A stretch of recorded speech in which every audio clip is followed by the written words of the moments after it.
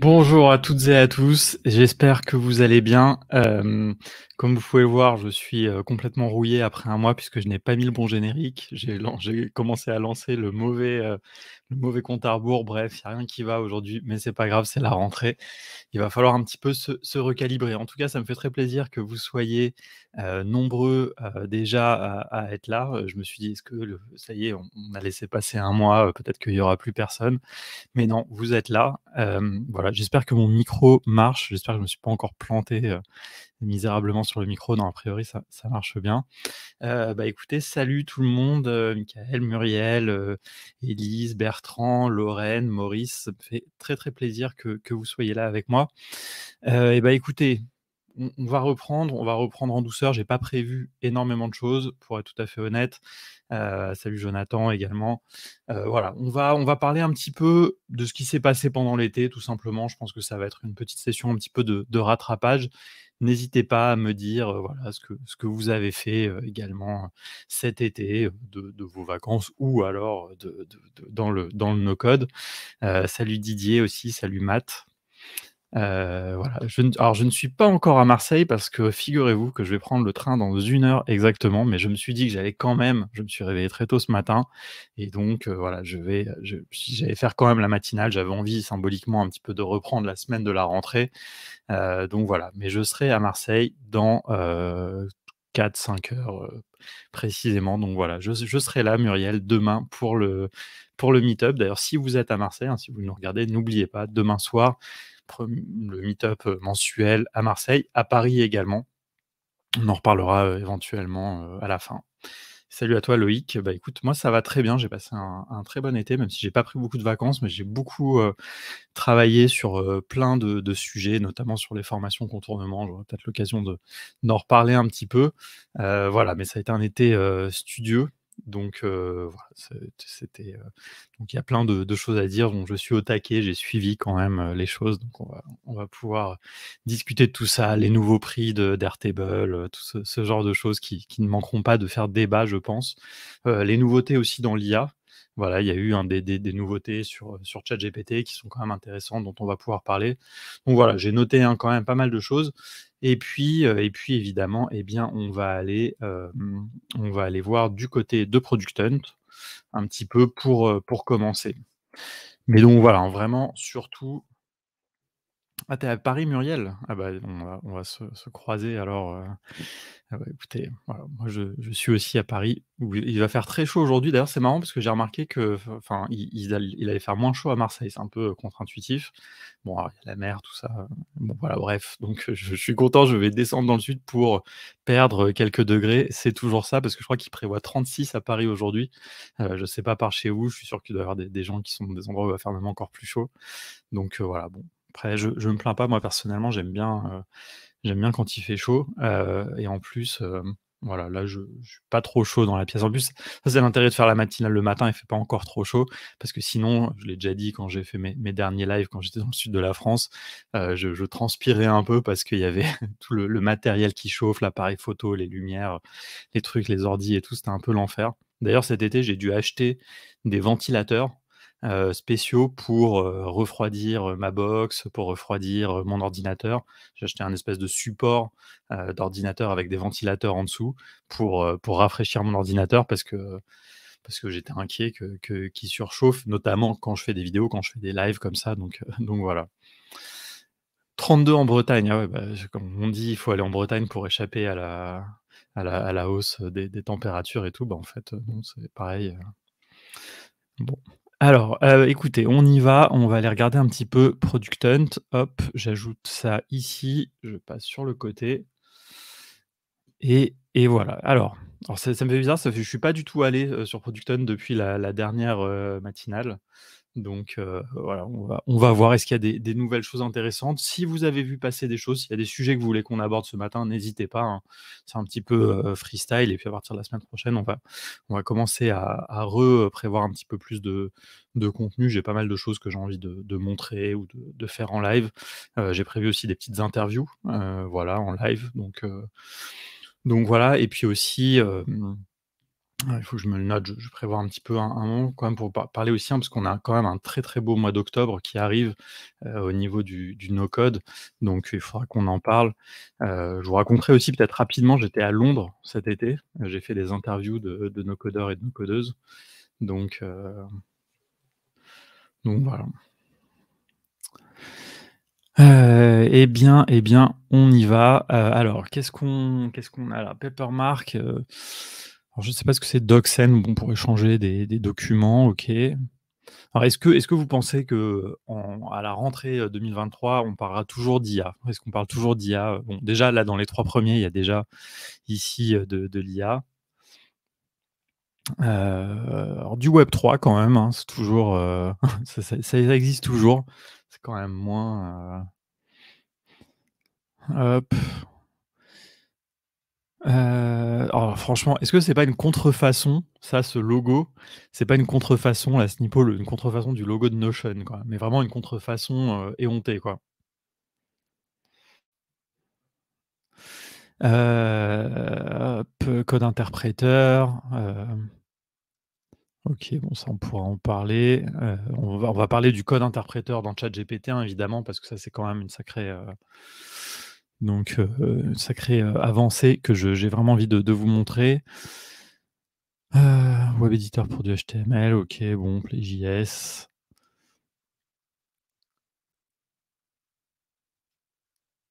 Alors ça, c'est un peu, chelou et glauque. Attends, on va cliquer quand même.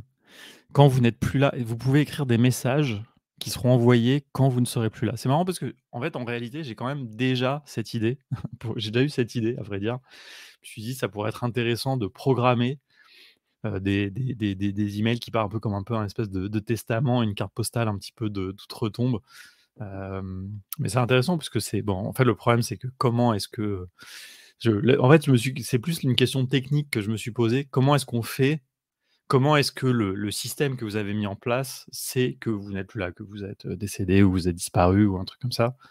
Est-ce que vous faites un système, genre tous les jours, vous allez checker et dire: «Non, non, c'est bon, je suis toujours en vie, n'envoie pas, ne trigger pas les emails» ou un truc comme ça? Je sais pas, c'est intéressant d'ailleurs, peut-être est-ce que sur la capture, on va le deviner? On écrit plein de messages qui sont envoyés. Ah oui, il faut check-in. Ah oui, peut-être qu'il vous envoie un email. Voilà, il t'envoie un email pour te vérifier que tu es bien, que tu es toujours, vivant et que tu confirmes que tu es toujours vivant et sinon, si tu checkes pas on time, ils considèrent you're no longer with us et donc ils vont envoyer les messages qu'ils t'ont préparés. Bon, pourquoi pas, hein, franchement, c'est un peu c'est sûr, hein, c'est un peu bizarre, hein, de parler de la mort, tout ça. On a toujours un peu du mal avec, ces sujets-là, mais en même temps, pourquoi pas? Hem, OK. Il y a vraiment rien, je trouve, d'excitant, hein. Peut-être les gens, les indie makers et les gens ont pris des vacances un petit peu, cet été, mais je vois rien de vraiment, vraiment intéressant. Je sais pas si ça vous parle, s'il y a des choses, là, bon, c'est pas grave, comme ça, on va passer plus vite sur les outils no code et puis nos sujets un peu. Je suis sûr que vous avez tous hâte de parler du pricing d'Airtable ou de ces choses-là. Voilà, j'espère que vous avez aussi un petit thé, un petit café, que vous vous réveillez en douceur, hein, parce que j'avoue, je me suis réveillé à 6 heures ce matin pour pouvoir un peu travailler avant de prendre le train. Hem, D'ailleurs, j'ai une question pour vous, je vais commencer à dériver un petit peu, mais est-ce que vous travaillez dans le train? Ça, c'est un grand débat qu'on a chez Contournement. Très régulièrement, on a vraiment 2 écoles, complètement opposées, où Erwan travaille systématiquement dans le train, même il prépare en fait. Il se prépare au fait de ne pas avoir de connexion, d'avoir une connexion intermittente. Donc par exemple, il télécharge des vidéos, il a activé le mode, synchronisation là, hors ligne et cetera dans Google Drive, il ouvre ses tables, enfin les pages Notion et cetera qu'il veut, en avance. Enfin, il a toute une liste comme ça de choses qu'il ouvre, en avance pour être sûr que c'est bien, chargé et il va, ensuite, consulter ça au fur et à mesure de son voyage, enfin voilà et donc parce que donc on se retrouve tous à Marseille aujourd'hui, d'ailleurs je ne l'ai pas dit, j'ai dit que j'allais à Marseille, mais c'est notre séminaire d'équipe, Contournement et donc on est tous, dispatchés dans différents endroits de la France. J'ai de la chance en étant à Paris, j'ai le trajet de train le plus court, 3 heures, mais Erwan, en venant de à côté de Bordeaux, il faut presque 6 heures. Et donc voilà, c'est un moment qui, souhaite, rentabiliser. Moi personnellement, j'ai une attitude tout à fait inverse et je me dis: «Quitte à être dans le train, à ne pas avoir de connexion, autant essayer de complètement se déconnecter». Et en fait, le train, j'adore le train, je prends très souvent le train. C'est un des moments que j'apprécie. C'est un des seuls moments, en fait, dans ma vie où je peux ne rien faire, quoi. C'est-à-dire que moi, j'ai beaucoup de mal à rien faire. J'ai tout le temps des idées, j'ai tout le temps des choses que j'ai envie de faire. J'adore, le travail, le no-code, la communauté, et cetera. Donc j'ai beaucoup de mal à freiner, et donc en fait, le train, c'est un moment où, comme ça m'exaspère de travailler avec une connexion intermittente, eh bien, je préfère ne rien faire. Donc j'ai dans mon sac, j'ai ma Switch, enfin, je dis ne rien faire, lire, j'ai ma liseuse, j'écoute des podcasts. De toute façon, j'écoute énormément de podcasts, bah, j'en écoute dans le train. Je pense que là aussi, je vais dormir pendant une petite heure, et en fait, je préfère ça plutôt que d'essayer de travailler dans des mauvaises conditions. Voilà. Après, de la même manière, j'aime pas trop travailler dans des cafés, j'aime pas trop travailler, en fait, j'aime pas trop travailler quand je suis pas dans des bonnes conditions. Par contre, quand je suis dans des bonnes conditions, je suis hyper focus et j'aime beaucoup travailler, quoi. Donc voilà, et j'aime bien profiter du paysage, effectivement. Alors sachant que ça dépend aussi des trajets qu'on fait, quoi.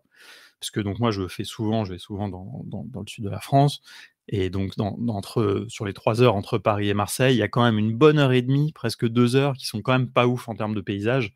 Enfin, c'est correct, quoi, mais bon, c'est aussi un peu les plaines, c'est pas hyper intéressant. Par contre, quand on commence à arriver à partir d'Avignon, Valence, Aix, et cetera, là, moi, j'aime beaucoup, et donc je me lasse jamais de regarder. Donc c'est pour ça que j'aime bien, au début, je dors en général la première heure. J'aime bien prendre des trains le matin. D'ailleurs, si j'avais pas fait cette matinale, je serais déjà dans le train, voilà, pour dormir un peu.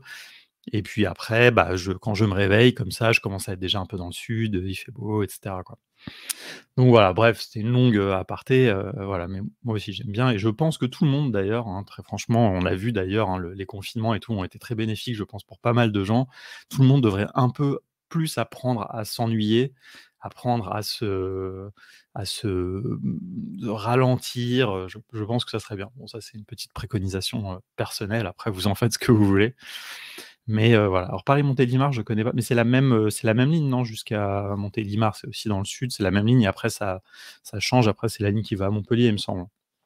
Non, je sais pas, je suis pas un grand, j'adore le train, et mais je suis pas non plus un gros, nerd des trains, je connais pas hyper bien les lignes et tout, quoi. Et salut à toi Morad, ça fait plaisir aussi de te voir, j'espère que tu vas bien. Justement, je parlais de Montpellier, voilà, Morad est par là-bas, si je dis pas de bêtises. Voilà, bon écoutez, c'était la petite, aparté, c'est vrai que Montpellier d'ailleurs, ça pourrait être un endroit où on pourrait faire notre séminaire. On a choisi Marseille, encore une fois, comme on l'a fait l'année dernière.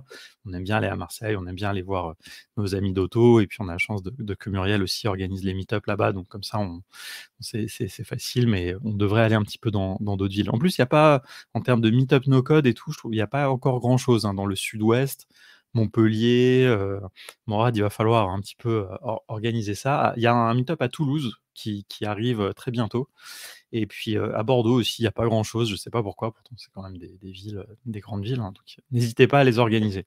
Bon, on reparlera un peu de meet-up et tout ça, plus tard. Bon, c'était une grande, dérivée. Bon, j'ai l'impression qu'il y a rien, hein, sur Product Hunt. Je pense que les makers sont en vacances, donc je vois rien de très inspirant.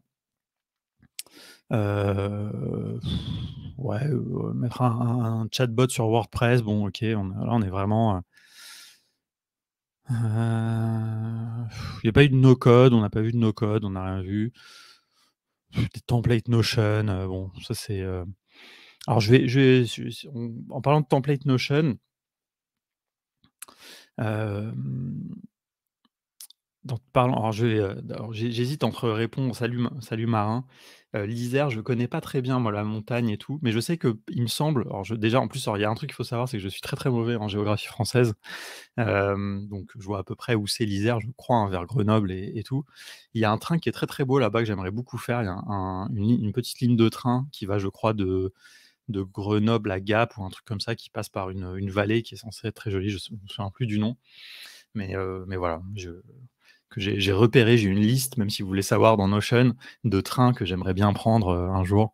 Donc voilà. Mais bon, il faut trouver le temps aussi, de faire ça. Mais ça, c'est typiquement des trajets où évidemment, là, je prendrais le train juste pour regarder par la fenêtre, quoi.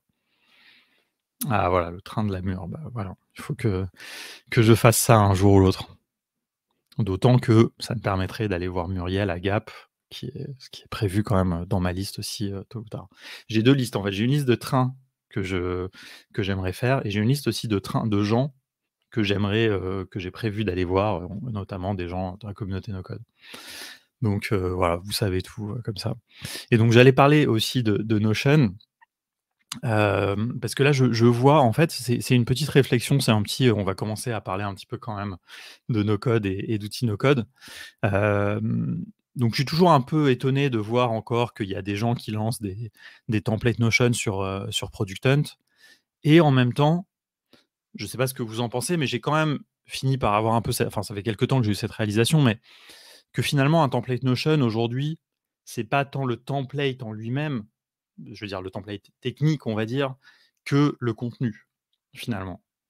Donc en fait c'est intéressant parce que d'ailleurs, bon là il y a même pas le mot template, hein, finalement dans mais bon, ils parlent quand même de Notion, alors que finalement, ce qui est intéressant, c'est le côté planning, c'est le contenu, c'est, alors peut-être c'est pas le cas, hein, de celui-là, hein, d'ailleurs, mais, c'est vous voyez, je trouve que ce qui est intéressant, c'est pas tant enfin le vraiment maintenant le fait de tout le monde enfin je pense que quand même beaucoup de gens savent, faire, des bases de données, des choses comme ça, si vous ne savez pas, n'hésitez pas à regarder nos formations d'ailleurs, mais pour organiser leur page Notion, mais finalement maintenant c'est qu'est-ce qu'on met dedans? Et donc quand il y a par exemple des templates de gestion de projet, des choses comme ça, bah, c'est finalement la méthodo qui est proposée par le template qui peut être intéressante ou alors du contenu.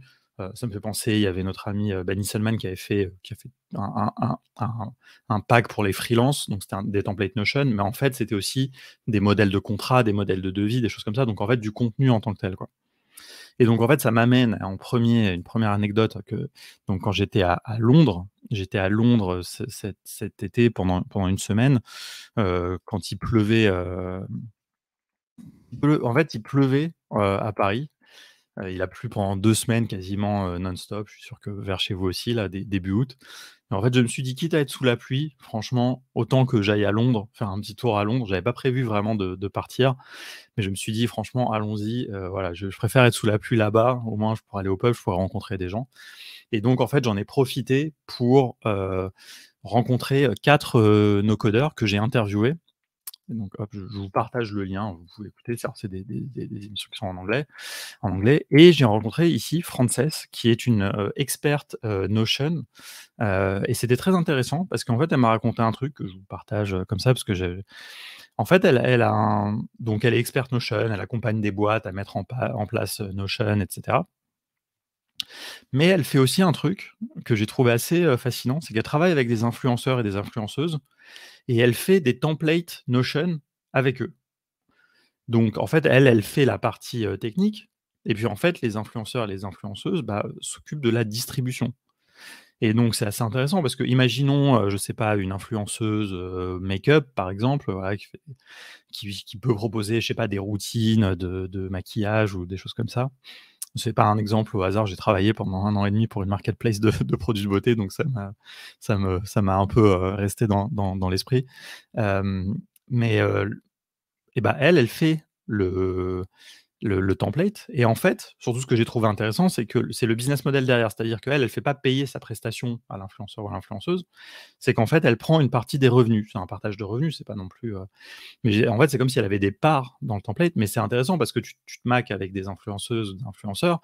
C'est des gens qui ont de la diffusion, qui ont de la distribution et ils ont pas besoin de lancer sur Product Hunt ou je sais pas quoi. Ils peuvent, enfin, ils ont déjà le réseau. Ils ont plein de gens qui sont fans et donc qui risquent d'acheter ce template pour avoir le contenu de l'influenceur, de l'influenceuse.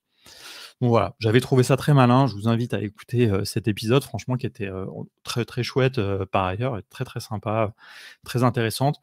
D'ailleurs, c'est une experte Notion Mais en fait, on n'a pas tant parlé de ça que ça de Notion. On a beaucoup parlé de processus métier, de voilà, je vois que Morad évoque ça, voilà, c'était vraiment le sujet, comment plein de conseils sur, comment, on fait du consulting et tout donc voilà, je vous invite à aller, regarder ça et puis, peut-être je vous reparlerai des autres épisodes, un peu plus tard. Bon écoutez, on va arrêter sur Product Hunt parce que je suis très déçu. Je trouve que c'est une rentrée, tout à fait, décevante donc on va s'arrêter là et on va passer aux outils, no code. Alors tout l'été, j'ai voulu et j'ai pas trouvé le temps je veux faire des petites transitions quand je passe entre chaque partie de cette matinale parce que vous savez, si vous êtes des habitués que donc dans ces matinales, le programme est toujours un peu le même, hein. Il y a petite introduction, il y a la partie où on parle Product Hunt pour se réveiller, puis on parle des outils no code et puis en général à la fin, il y a un petit focus soit sur l'IA, sur d'autres choses et donc je voulais faire des petites transitions visuelles mais j'ai pas trouvé le temps, enfin, j'avoue que dans ma liste de priorités, c'était pas très haut et donc j'ai tout le temps un peu, dépilé, mais je vais le faire tôt ou tard quand même parce que voilà, là, ça me manque d'un petit jingle, d'une petite transition, que j'aimerais, vous proposer. J'ai envie de professionnaliser un petit peu plus, pardon, cette, quand même cette matinale, quoi. Et d'ailleurs, je sais pas ce que vous en pensez, mais j'ai eu une réflexion, je vous la partage, en live avant qu'on parle d'Airtable, hein. J'hésite à renommer un petit peu cette matinale parce que je me dis que la matinale des ops, donc vous savez, nous, chez Contournement, on est très, no code ops et cetera, mais je me demande si c'est pas un petit peu, trop, obscur et que ça devrait pas plutôt s'appeler la matinale du no code parce que finalement, on parle de plein de choses, diverses et variées et puis c'est un petit peu la matinale de No Code France et donc voilà, je sais pas ce que vous en pensez, n'hésitez pas à me dire dans le chat si je devrais renommer cette matinale ou pas. Ou alors sinon, j'avais pensé à un autre truc, c'est juste la matinale d'Alexis et puis voilà, sur le no code ou un truc dans le genre. Salut Martial. Hop, hop, décidément. Alors, Airtable, qu'est-ce qui s'est passé sur Airtable? Quelles sont les news? Alors, il y a des news ici que l'on a un peu vues, qu'on a déjà évoquées. Alors, je ne sais pas si on a évoqué, cette news-là. Il me semble qu'on en avait pas parlé, mais je suis sûr que quelqu'un me le dira, dans le chat, mais je crois pas qu'on ait parlé de ça. En fait, alors, ce qu'il faut savoir, c'est que dans une des nombreuses choses que j'ai fait cet été, j'ai tourné des vidéos pour notre formation Airtable sur les interfaces. Parce que c'est un sujet que j'avais longtemps laissé de côté, parce que j'estimais que les interfaces n'étaient pas du tout assez, matures et très franchement, je les trouvais pas, très intéressantes. Et donc j'avais laissé de côté et dans notre formation, on présentait comment faire des interfaces aussi avec Softer, avec Stacker et cetera. Enfin, c'était un petit peu on abordait le sujet au sens large des interfaces et cet été, je me suis dit: «Bon, quand même, il est temps de se plonger là-dedans». Notamment parce que j'ai vu aussi que mes confrères, Julien Mottet, Pierre Simonin, Élise et cetera, avaient, enfin, s'étaient mis, tous là dans l'Airtable Arena à parler beaucoup des interfaces et tout. Je sais qu'ils les utilisent beaucoup. Et donc, voilà, je me suis dit quand même, bon, s'ils les utilisent beaucoup, c'est quand même des gens qui sont des experts, qui sont vraiment qui ont des contextes de professionnels pour utiliser Airtable, très, très souvent avec des clients. Donc, voilà, c'est peut-être moi qui passe aussi un peu à côté de quelque chose. Donc je m'y suis mis. Alors très honnêtement, moi, je suis toujours pas hyper convaincu par les interfaces, même si je reconnais que l'outil est quand même assez agréable à prendre en main. Je trouve que l'usage est quand même assez limité. Si vous utilisez des interfaces, vraiment, n'hésitez pas à me dire parce que moi, je suis curieux. Surtout, dites-moi les usages que vous en avez parce que je suis preneur. Alors, je vois évidemment des usages que je pourrais en avoir chez Contournement, mais nous, en fait, on a tellement pris l'habitude de travailler directement dans Airtable que finalement, voilà. Alors après, nous, on est une toute petite équipe, on est tous des gros usagers d'Airtable, on a des niveaux différents, mais on est quand même tous très à l'aise avec Airtable, forcément. Donc, voilà, on a un peu ce truc. Alors, on utilise des formulaires. Moi, j'utilise aussi pas mal les extensions sur les petits panneaux sur le côté. Donc voilà. Sans compter qu'effectivement, comme le dit Matt, les interfaces, ça peut devenir quand même assez coûteux et ça, c'est évidemment un des gros reproches qu'on peut leur faire, alors qui est pas toujours applicable en B2B parce que si nous, par exemple, chez Contournement, de toute façon, on a tous un compte Airtable et je trouve que ça, c'est quelque chose qui est très important d'avoir chacun un compte Airtable, c'est pour bien, travailler et tout.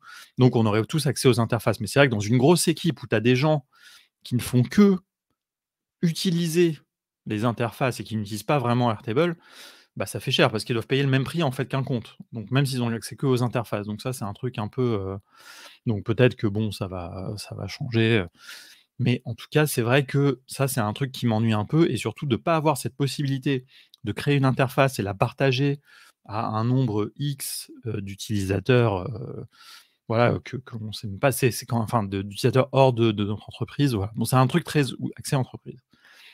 Bref, donc tout ça pour dire que donc j'ai fait toutes ces vidéos et sur mobile, ces interfaces ne marchent pas terrible et donc ils ont mis donc les interfaces, dans le mobile, mais que sur la version iOS et c'est même pas tous les types d'interfaces. J'ai vu un thread où Pierre, disait ça sur No Code France.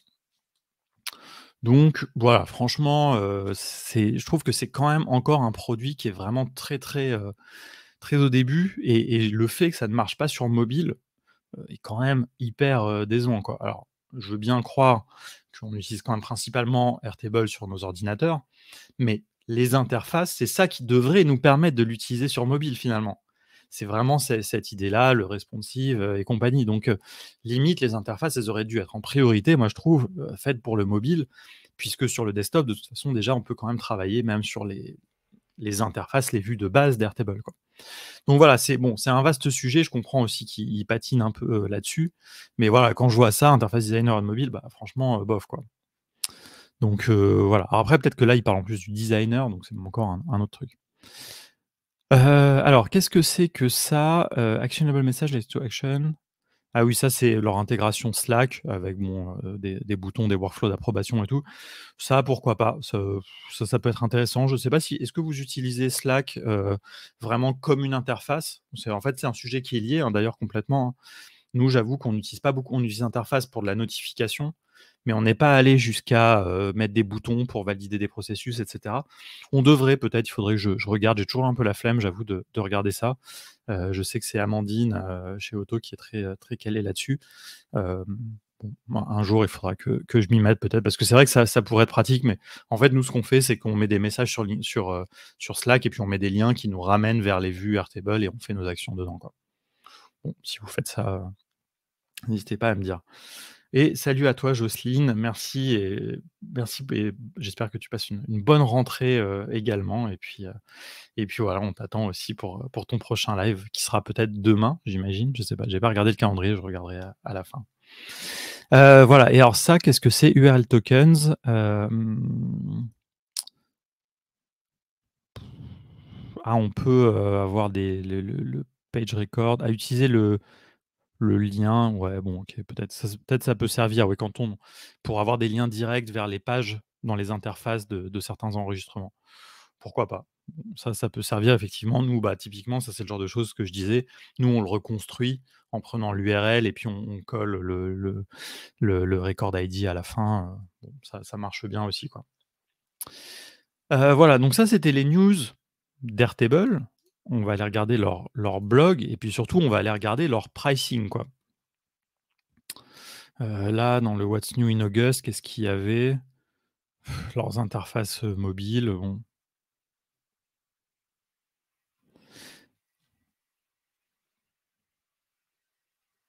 Ah oui, en plus, c'est pour manager les interfaces sur mobile. Ça, c'est encore autre chose. C'était avant qu'ils avaient sorti, bon, Send Actionable Message. Ça, c'est peut-être, assez, ouais, il faudrait que je regarde parce que si c'est une action ici, ça veut dire qu'il y a rien à faire dans Slack. Moi, c'était un peu le truc qui me freine, c'est d'aller, me taper la doc de Slack là pour comprendre comment ça marche, leurs boutons et tout. Donc heu, donc voilà, on verra. J'irai regarder ça. Bon allez, allons regardons le pricing. Alors, tout de suite, déjà, lesquels d'entre vous sont, contents ou pas contents, du nouveau pricing d'Airtable? Qu'est-ce que vous en pensez? Dites-moi. Je ne me suis pas vraiment encore fait d'idée, à vrai dire, comme c'était l'été, je me suis dit que j'allais pas regarder ça, plus en détail.